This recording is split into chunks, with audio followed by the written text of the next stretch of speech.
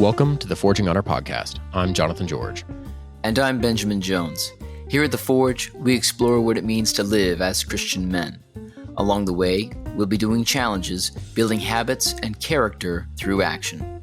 In today's episode, we talk about the idea of making a thing, the idolatry of habits, and playing defense in our lives.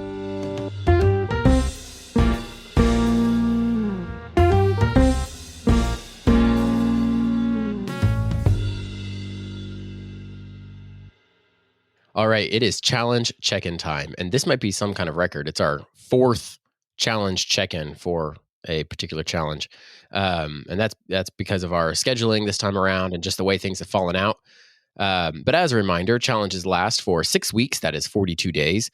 They are simple daily tasks to grow us as men, and the current challenge is engage in a ritual each day to highlight the responsibility in your life. Banjo, how are you doing? So far, so good. Another batting 1,000 this week. So, however you want to measure that, getting all the way through all of the things. So 5 out of 5, 7 out of 7, wherever we fall in the recording. For sure. So it's been going good. Got some good. Been using the Honor Journal this last couple of days, and that's been really helpful. So I have some recorded thoughts, which will be a nice change, I think. That's very helpful. For myself, I guess that would be also batting 1,000 for me. Because we're recording this on a Friday, we tend to record on Saturday. But I did it this morning. So in good shape there, I would say things are going well towards the end of this. I do think I've had a bit of a mindset shift in the last week, which has been really good for me, just in terms of, I can take this and slow it down and really enjoy this thing. But that brings up something that I would love to contrast with ritual. So, listeners of the show know, Banjo and I both love Art of Manliness, the podcast. Lots of interesting advice on there, interesting ideas, cool history. But they recently reran podcast number 825. And in that podcast, the interviewee, Matthew Dix, he's a teacher and author, and he's on the show to talk about how there are mindset shifts for making the most of life. And one of his big ideas is stealing every minute. And then another big idea he has is not making a thing a thing. So I wanted to take those two ideas and talk about them in the context of ritual. So let me summarize them for you, Banjo, and then we can kind of get into it. Yeah. The first idea there, stealing minutes, directly from the show, he talks about how, a lot of people, they're waiting in line or they're waiting to get out the door and their kids are taking forever. And folks will just grab their phone. And as he says, they're staring at something they don't need to be staring at. And they're just on social media or whatever. And he points out that he gets a lot of his writing done in those in-between times, right? He has 10 minutes, so he writes 3 sentences for his next book. And that just sounds crazy to a lot of people because they want to sit down, take their 2 hours in the coffee shop with their smooth jazz or whatever it is. In order to do the writing, they have to have the whole atmosphere, right. But you can't do the writing. The thinking is like just sitting in line in the DMV or whatever. Exactly. So that's the idea where he's talking about stealing every minute. So it's almost like he's which I think is interesting to contrast with ritual because we're intentionally slowing down, and it's almost like he's speeding up a little bit. Like I got to pack in all these things. Yeah. So then the other idea that I resonated with was don't make a thing a thing. And there's this great section on coffee in the show or in the episode that I thought was wonderful, where he talks about how coffee has become a thing. And I don't want to just read every bit out of this transcript here because you were saying he talks about like coffee culture, like it's not just a beverage anymore. There's a whole ideology that comes along. I will read one little excerpt. He says people talk about it so much, meaning coffee. It's weird because they're always so dissatisfied with this beverage. It seems like 1 out of every 10 coffees my wife gets is cold or not sweetened properly or the foam is wrong. There's a multitude of factors that determine the quality of a coffee. And he says, but now the word coffee culture exists. The word culture should never be attached to a beverage. That is a thing becoming a thing in a way that's utterly unnecessary. And then fast forwarding, he talks about there's all these coffee shops now and so many options and people have their preferences and it's crazy. He says, did we suddenly turn a simple thing into a special thing? And did it need to be special? So as I'm going through this challenge on ritual, I'm going, all right, my coffee making, or I'm sitting down and pouring my beer, or, me getting out on the porch and enjoying nature. I've turned these into little rituals. Did I need to do that? That's the question I'm posing for our short challenge check-in episode. We've got, in the next 20 minutes or so, let's figure this out. Yeah, I think it's a great counterbalance to all the stuff that we've been talking about, and just based off of kind of what you're saying there, JJ, it sounds like really what he's talking about is kind of like warning against idolatry. Like it's so easy to turn these things into idols, and like, well, I'm like it's only valuable if I do it this way. Like I think what we've been trying to say is like, let's recognize the meaning. Let's appreciate the value in these moments that we have. But the flip side of that is like, I can only appreciate the value. I can only appreciate the worth of this moment if I do it in this way. And then I think it becomes idolatrous. And maybe even I've been thinking about, and I don't know how much you've thought about this, JJ, but I've been thinking about this week, like what's the line between living a life that's full of ritual and living a life that's like trapped in OCD? When does a ritual become a compulsive disorder, and where's the line with that? So I've been trying to piece through my rituals this week and see when do they work? When don't they work? Why do they work? And when are they efficient? When are they inefficient or Right. ineffective? Is maybe a better word. So I don't know. What are some of the things as you're listening to that podcast, as you're hearing those ideas of stealing the minutes? What especially kind of resonates with you? Well, I think what's interesting there is it's for the benefit of something else, right? He's not saying don't make a Right. thing so you can go scroll social media. He's saying it is not worth my time and effort to make this a thing because I want to write the next book. I got to get a book out. Right. And he has something that he has prioritized. Or another example he had was in his teaching schedule every year, as they're putting out schedules, he just tells the person creating the schedule, give me whatever. He doesn't care. He doesn't fight over it.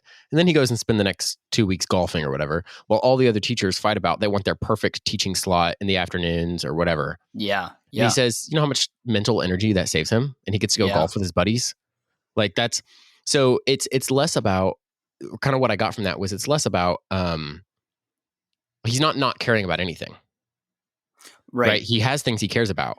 So the problem is he doesn't want to allow, or his solution is he doesn't want to allow these mundane things that he's not going to care about in 5, 10, 20 years. He wants to go make memories with his kids, with his buddies, or write this book, right? He's got his priorities in order, is what I'm hearing. Yeah, it makes me think of what we were talking about last week with Carl Truman's article, where he talks about the limits and the ends. It sounds like this guy has established what his ends are. So like his end goals are the writing. He wants to do the writing. He wants to prioritize time with his family or golf or whatever it is, which are great priorities. And so he's like, if I want to maximize those things, the rest of life is going to just happen. So I have to, within the limitations of my life, make those maximize my ends there. It sounds like, which is, I don't know. That's a great way to think of it, and is pretty clarifying. I feel like that's got to be his world sounds like it's got a lot of clarity to it. Absolutely. Well, and I think, when it comes to the context of our own little rituals we've been setting, there is valuable input there because do I have to make the same ritual as you are? Because right, I don't have to, because if my priorities are going to be different than yours, obviously within the great umbrella of glorifying God and enjoying Him forever, there's a lot of other sub priorities that each and I, we've been given different gifts, and so within those different gifts, I'm going to have different priorities, and I'm going to care about different things than you are, which just necessitates that I might have a different set of rituals. Yeah. And even so, one of the rituals that was not working for me this week was the shaving ritual. There's just a couple of times I've done it this week, and every time I went to do it, it just felt forced and it felt unnatural, and like I wasn't getting anything beneficial out of it. And so I was trying to figure out why that is. And I think for me anyway, my routine with shaving is so automatic that it allows me to think about other things. And this week, because I was pressing so hard to understand the ritual of it all, that I was only spending time thinking about the ritual, and it just felt really like navel gazing and like not um I wasn't moving forward at all. I was only just kind of like staring at the ritual, Totally. and tying myself in knots. But on the other hand, I was thinking about like my favorite ritual is the ritual I do before I start writing, which has like 2 or 3 clear steps, and I just go through it 1, 2, 3, and then as soon as I sit down to write, I feel like okay, now I can write, and I feel launched into something new rather than the shaving ritual, which felt more like I'm just kind of tying myself into knots, trying to think of why I'm doing it this way at this point. So I don't know. Sure, that's interesting. Well, it's interesting because that's one of those things where I get such great value in having that early transition in my day from Right. my wake up, my shower to now I shave, and I get to. I don't know. It's partly because I don't think I'm like intentionally going and then I shave here. Like I'm not doing this whole Right. like mental thing, but there is a set number of steps, and by the end of that, the day has begun. Right. Before 5 minutes earlier, the day was still bleary eyed and I wasn't ready for it. 5 minutes later, I'm ready for it. And I notice a massive difference on the days I don't, on Right. the days I don't shave, in the sense that I kind of feel completely out of place the entire day. Maybe that's a problem. I don't know. And like that doesn't necessarily affect me because I don't shave when I'm camping or something. Like I don't care. I'm getting up and I'm doing my day. But that's a different thing entirely. So anyway, Yeah, I was trying to think about would it cross that line? When would it go from kind of like what our ideal version of this challenge is, I think, which is, you know, something that's pushing you forward and not holding you back. And I was thinking, well, if you were so dependent on your ritual that in order to go to the next thing, you had to like rewind to do the ritual the right way. If you got it wrong, right. like that would be a problem because then you're elevating the ritual above where it needs to be. But if even if you mess up the ritual, or if you skip the ritual, if you're still able to manage life effectively, if you're still able to like Mm-hmm. keep moving forward, then you're probably not making an idol out of it. Would be my guess. Right. That makes sense. And it's I just pulling back from the shaving thing. I think that's just funny to talk about. It's just such a mundane thing that every guy has to Yeah, do. yeah, If you shave. But I was thinking through. I'm not sure. Well, one, I'm not sure I've made it that thing a thing. Partially because I don't. Other than here, I've never really talked about it with anybody. Like right. it's not part of my identity. It's just that I have a way I like to do it, You're the and it works shaving for me. guy. Yeah, You're not no, I'm not the shaving guy to my friends. I don't think any of them even know what kind of razor I use. But the point is, there are other things that I do make very evident and I do talk about. And an example of that might be the family worship that I do. right. So we have a set order for our family worship, and it happens most days. We're not perfect with it. And it's usually at breakfast, sometimes at dinner if we missed breakfast. And there's a set order to that. We start with scripture and then we go through our prayer requests. We do a prayer. We're trying to teach my son the Lord's Prayer. So then we do the Lord's Prayer. Then we sing the doxology. And it's just very straightforward. Nothing all that special about any of those. Well, I should clarify. There is a holiness to each of those things, but there's Right. not like it's not unique from any other family necessarily. Right. There's not a lot of like bells and whistles that go along with Right, it. exactly. It just is what it is. But there's definitely, I think that in some ways, like there's a little bit of a liturgy there, even. Like it's Yeah. definitely a ritual. And And it's definitely something that has to happen. did you get that? Did you see that modeled somewhere else, or did you collect that? Was there another source that you got that from, or was that kind of just what you and your wife had agreed to, basically? You mean the particular order or the fact that we do it at all? The particular order, or even that you do it at all. But I was thinking particularly the Right. order. The fact that we do it comes from both of our families do similar things, Yeah. reading scripture and praying at meals. The particular order has been somewhat out of necessity for our little family. I have a 2-year-old son, so his Right. attention span, we try not, we're not doing an overly long thing. Right. And You're we're not also asking trying him to to have a teach him. conversation or Right. anything. We're not doing that yet. That might come up some other time. It'll probably change over time. Right. Right. And right now, we're trying to teach him the Lord's Prayer. So that's something we're doing. I'm sure that will shift at some point to we're trying to teach him catechism, or we're trying to teach him, what have you, whatever it is that we're wanting him to learn, or scripture memory even. I think that's a great point Yep. too, that the ritual will change over time. That's Yes. as your family needs, like you're not being the dictator of like, well, we have to do it this way and it has to, but you're like, okay, I recognize the needs of my family. I recognize the needs of my community sort of, and the ritual changes depending on it. But there's Right. some things that you're going to hold to, like there's going to be scripture, like there's going to be Right. prayer. But the way that manifests is different. So that's maybe another good Exactly. way to tell the difference between like a ritual and an idol. Well, and then also going back to the idea of making a thing. Right. Like, this is definitely one of our things. Like, we as a family, we do family worship, and we are making it a thing. Right. It's a And so, priority. in that sense, when he says don't make a thing, there are other things that should be. Yep. Right. And I think that's one of them. So in some ways, I wonder if for a lot of this challenge, what I've done is take my regular habits and start to make them things. And I think I've been uncomfortable with that for probably good reason. But then there are other rituals in my life that I have failed to recognize as, oh, that is a thing that I should be doing. Yeah. That I could have been looking to this entire time. But, better late than never. Yeah. Well, it's one of the things of what we're trying to do is right, like experimenting, like figuring Oh, out yeah, what works and what absolutely. doesn't. And so it's kind of cool that you like are able to go through the whole process and then even get to this stage of the game and be like, oh wait, if I change it, I get more out of it. Yes. And yeah, so I think that's pretty cool. Well, we went out. I tried some things and got some data and went, well, that didn't work. And so I tried some different things, got some different data, and it you eventually come around. So what was one of those things that you looked at and you said, maybe this is a ritual and maybe I can do this.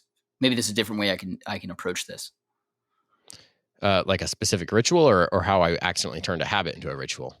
The good kind. What was the good? I think definitely on the family worship front. Yeah.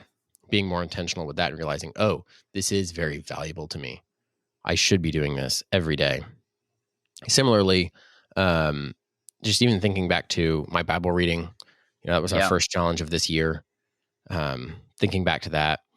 But then also there are other aspects of my life that are somewhat ritualistic. I'm not sure. Like, I don't want to make it a thing. It's that balance. Like, I'm trying to strike that balance. So even something as silly as like, when I'm oiling my shoes, Sure, or shining my shoes, and I try to do that pretty regularly, usually about a weekly basis. Now, I've not the same pair because some of them only need it once a month. Point being, that's something I do, and there's a process to that, and I sit down and I go through the process. So is that a habit or is that a ritual? I still am not entirely sure of the answer. right. But there are other things that are clearly rituals. But I think part of it is the things that are clearly rituals, I see direct links spiritually. Mm-hmm. And the things that are writing the fine line between habit and ritual, I see this could be good for my spirit, and it's definitely good for me as a person, and it's definitely me taking responsibility over this thing. But also it might just be a habit. And then there are other things in my life that are definitely just habits. Yeah. So I don't know. That's not a great answer to your question. No, I like it. I think especially that example of like the oiling the shoes, shining the shoes, what have you, is a really good example of something that could be either a habit or a ritual. At least in my head, like the way I think of it, like if you're not thinking about what's going on with the shoes, and if you don't attach, if there's no reason that you're looking at it and going, I have a purpose here. I have a meaning here. Um, or even maybe like a movement. Like I've been trying to spend more time thinking about like symphonies, like musical symphonies, Interesting. uh, and there's like the idea of musical movement. Like you're going to take this idea and it's going to change over time. And how does that look like? And I think in some ways, rituals are like those movements. Like you have like a kind of a beginning and a middle and an end, and there's like a start and a complication and a resolution. And part of this for me, the reason I'm thinking of it in this way is I've been leaning into the idea of rituals like having to do with kind of like, this is going to sound incredibly English majory, so forgive me, but like the poetry of life. Like it's not just about doing. Okay, I just wanted to be clear for folks listening at home. JJ just winced visibly. It was It wasn't a wince. It visible. was a laugh. It It was a was laugh. It a. was me going, He "Oh, that was shut his funny." eyes and yeah, but anyway. No, it's Um, it's a fine phrase. It's a fine phrase. but yeah, the poet, it's just like there's these things that you do, and you can either just like do them and grit your teeth and bear them, or you can see some sort of like music to it, for lack of a better word. I went into today's episode thinking deliberately that I will not use flowery language, and here I am tripping Yet all over my and flowery yet, language. uh, It's just the way it goes. Um, so yeah, I don't know. There's a Seamus Heaney poem about peeling potatoes with his mother. And I wish I had it in front of me because it's a really good one. It's called While All Others Were Away at Mass. And he talks about how, while all others were away at Mass, he and his mother peeled potatoes. And there was a particular way that they did that. And they always did it the same way, and they did it together. And so when his mother died, that was like the thing that he thought of, is like that there was some loss there, but those were the moments that they shared. And I think about you're shining your shoes, and I wonder how your son will one day think about that. Like, will he think about the way that you did your shoes, and like to see the way that you cared about something so small as your shoes and the way that they looked? Like, not every man does that. Not every man takes the care of their footwear that they should. And um, maybe it's just a habit to you, but maybe it will become a ritual to your son. Like, maybe. just one of those things. Well, I think that there is. I wonder if part of what we're trying to capture with this ritual habit, or this identification of rituals that we're doing, is less. It's less about, let's make this thing more more spiritual, or let's we're not trying to take something mundane and turn it into something not mundane, right? It's all Hmm. mundane regardless. Like, Hmm. at the end of the day, I'm putting oil on leather so that it'll last longer. Yeah. That's pretty mundane. Yeah. Um, but there is something about being in the present a Hmm. little bit, um, that compounds over time to, you've got this, um, like, there's a cool story to tell there at the end of the day. Yeah. And that goes back to the podcast I was listening to, Art of Manliness, where he talks about one of the reasons he cares about these things. And the book he wrote, the title of it is "Someday is Today," Hmm. and it's all about how to propel your creative life ultimately. Because and his point is, look, you can say, I need to have the time to do this thing perfectly, or you can just go do it little pieces at a time. You have chores around your house, you have 10 minutes. No, you don't have the full hour to fold all the laundry, but take 10 minutes and start it. Like, and then that's going to compound over time to where you free up all this time for the creative endeavors that you want to do. You allow your mind to start working in ways that it wasn't before, right? You're not simply scrolling, which I think ultimately is that's kind of the modern kryptonite in a lot of ways. So anyway, all that to say, something that is a mundane task that either just needs to get out of the way because it has to, or it's something that you're doing because it's going to improve your life in the long run. I think maybe we're just trying to turn those things into a piece of the broader story in a good way. Is that fair?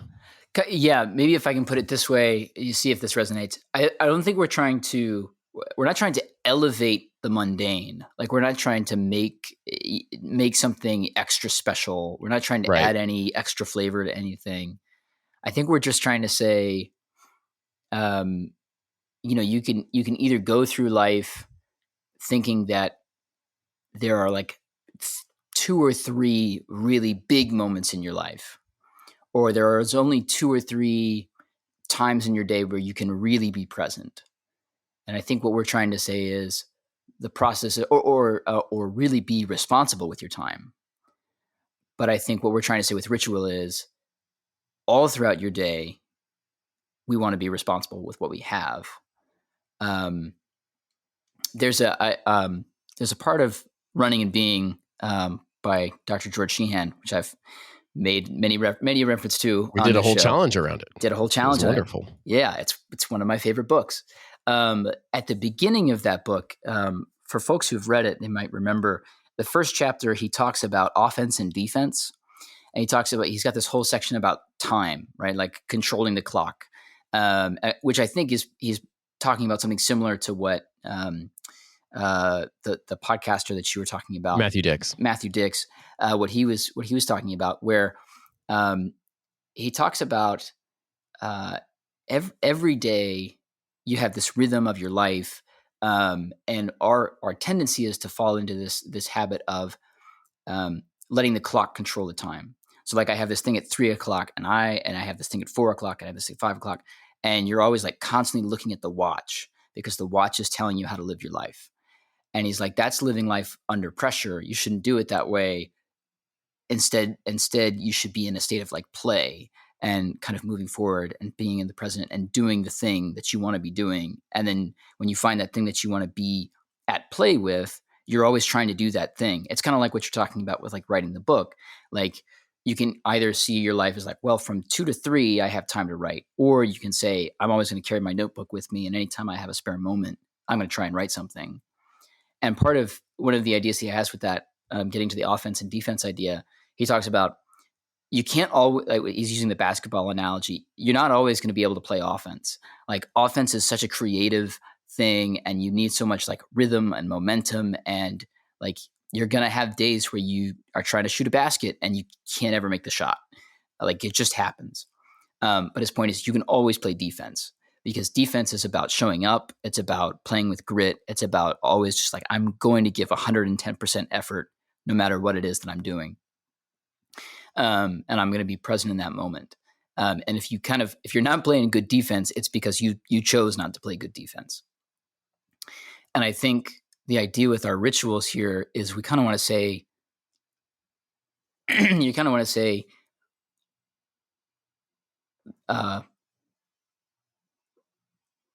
ritual is getting in the habit of playing defense. Ritual is getting in the habit of kind of always being present and being willing to show up to things. And by getting in that habit of playing defense, and getting in the habit of having those rituals, you have a way where you are prepared to show up and play offense. Like you're in a better position for when those creative moments show up, when those beautiful things happen, you're ready because you've been playing, you've got the fundamentals down. And I think the rituals help us to do that. That was a long ramble. Right. But I think it's a really good idea. I think that I really liked that idea from Sheehan about the playing defense. And I think, like, if I was to summarize this entire conversation we just had, it's about we're writing the line between being present in the mundane, and not letting the mundane become an idol. Yeah. And or you could think about it as acknowledging our habits and being fully present when we're doing those habits. Don't let them go on autopilot. At the same time, the moment we turn that thing into a thing, we start hating, every few times that we do the habit because we didn't do it exactly right. Or we start hating coffee because now the coffee's not perfect or whatever. Anyway, that I think I think that's a great place to kind of wrap this up. Any adjustments you're going to make going into our last week of ritual? That's a good question. I think probably for me this week, the change that I'm going to make is I think I'm going to, because this is our last week, I think I'm going to kind of stop thinking about the rituals, and I'm going to have kind of a less, what's the word I want? And instead of like constantly trying to find the rituals and kind of like define them. That's what I really mean to say. Instead of like constantly defining every inch of the ritual this week, I'm just going to do the things I normally do. And when I get to the end of something and realize that it was a ritual, I'm going to go, oh, okay, wait, what made that tick? And I'm going to start writing about that. So not thinking about the ritual, but trying to be more receptive than prescriptive, or maybe descriptive rather than prescriptive. Yes, I can use that's that a good language. assessment. So how about you, JJ? What do you think for this week? Any adjustments? I think I'm going to focus less on some of the habits that this is kind of a continual adjustment over the last week that I'm continuing into this one. And that rather than looking at some of the habits in my life as rituals, instead of trying to do them more, maybe cut them, see what I can cut, and then focus more on some of the things I've identified that I think really matter, and let those be the real rituals. So, very nice. Very good. I'm looking forward to our last week. We're going to see how it goes. Finish strong.